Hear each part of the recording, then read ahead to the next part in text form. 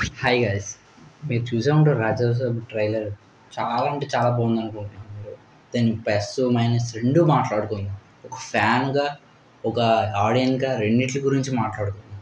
Cinema అయితే VFX story ఎలా ఉంటుందో తెలియదు, కానీ టీజర్ అయితే కటింగ్ అంటూ చాలా బాగుంది.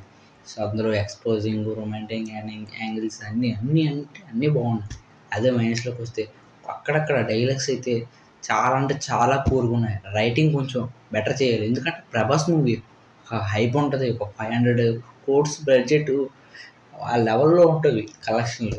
అలాంటి సినిమాకి కొంచెం మంచిదైన డైలాగ్స్, రివ్యూస్, ఎక్స్ప్రెషన్స్, మంచి ఎఫ్ఎక్స్లు అన్నీ బాగుండాలి.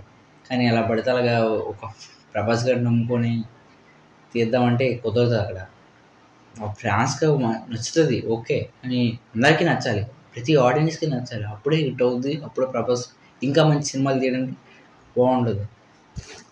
అలా కాదు ఇలాగే వెళ్దాం, ఇలాగే చేస్తామంటే బాగోదు బ్రో. ఫ్యాన్స్‌కి అయితే బాగుంటుంది, కానీ మిగతా ఆడియన్స్‌కి అయితే నచ్చదు.